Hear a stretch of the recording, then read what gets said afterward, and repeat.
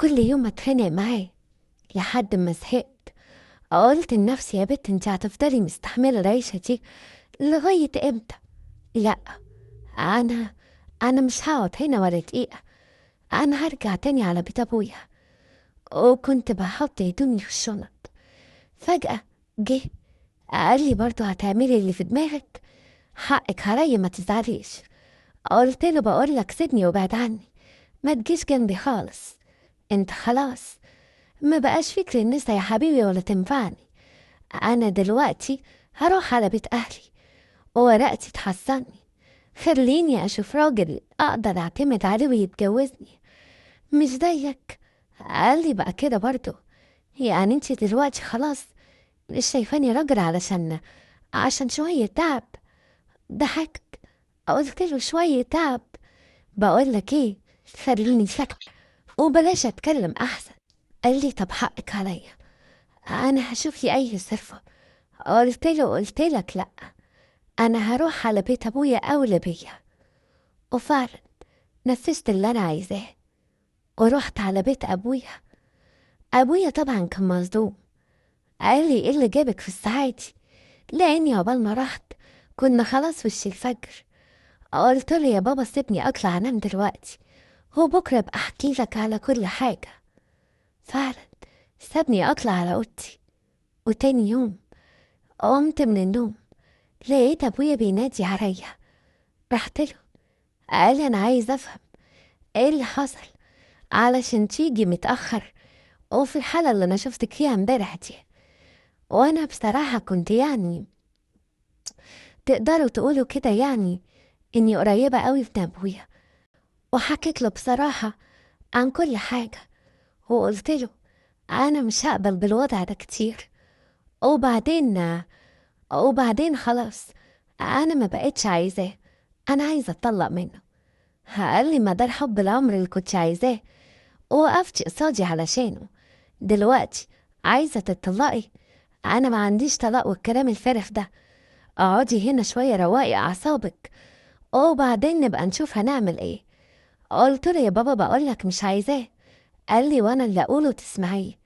اول مره سمعت كلامك، المرة دي الدور عليا وانتي هتقعدي هنا ورجلك فوق رقبتك وهتسمعي كلمتي. انتي سامعة ولا لأ؟ ما كنتش عارفة أرد وأقول له إيه. يعني معقولة يعني خلاص كده كل حاجة انتهت وهرجع له تاني؟ طب ازاي؟ أنا ما بقتش عايزة كده، هو ما بقاش ينفع لأي حاجة، ده يدوب يجي يقف يقوم يقع تاني. وأنا بصراحة خلاص قفلت منه.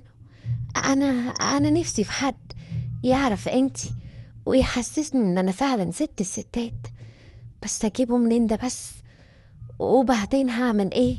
ده ابويا خلاص قال كلمته، ومادام ابويا قال لي مفيش طلاق يبقى هي الكلمة اللي هيقولها هي اللي هتحصل. هعمل ايه؟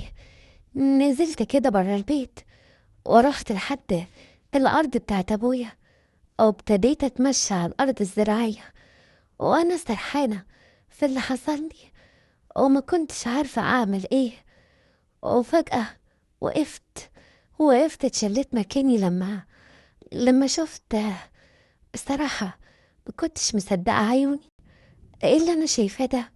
كده كده في العلن يعني؟ طيب وفيها ايه؟ عادي. انا اللي وقفتي كده مش عادي؟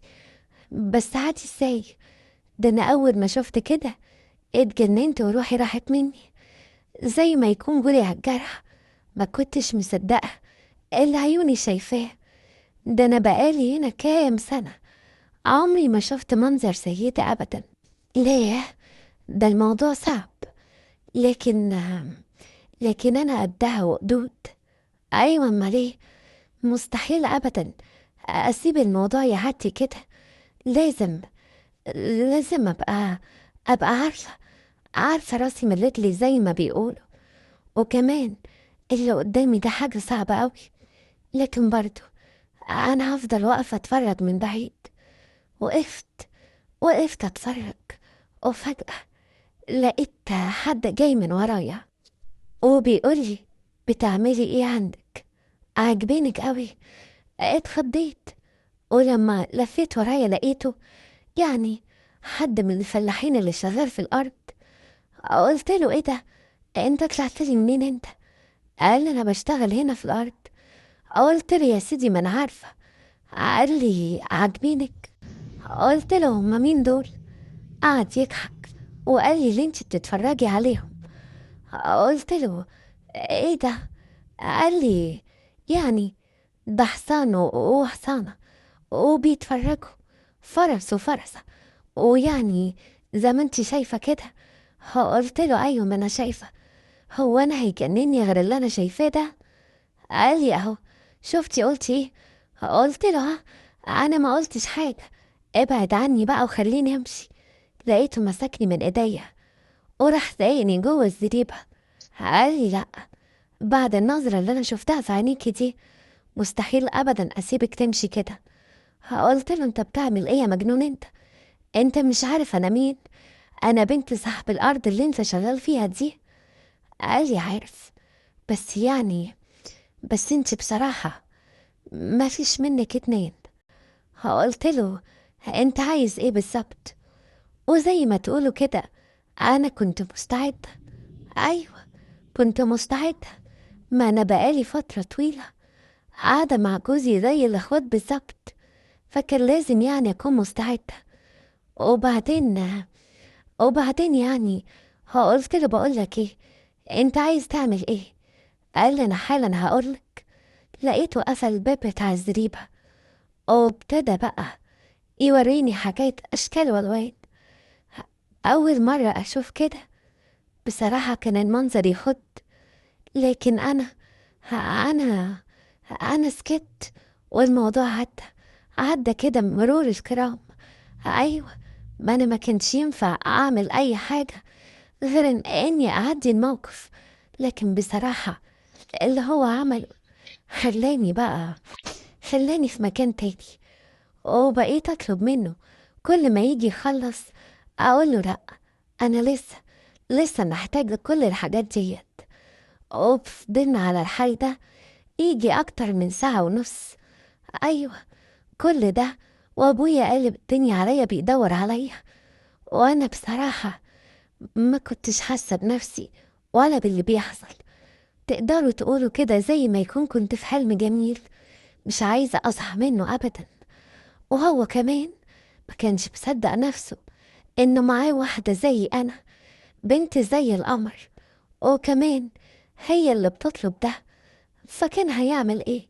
طبيعي يعني كان هيوافق، هو يطول أصلا يعمل كده. وأنا بصراحة استحليت الموضوع. وبعد ما الموضوع خلص وروحت، أبويا سألني، قلت له أنا كنت بتمشى شوية في الأرض. قال لي طيب وبعدين هنعمل إيه في اللي انت فيه؟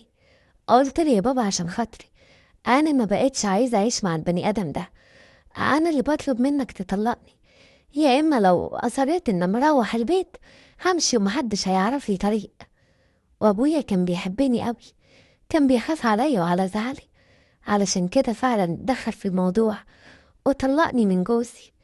وفضلت أنا بقى والفلاحة اللي بيشتغل في الأرض كل يوم نزرع ونقلع، والأرض بقت مليانة خير.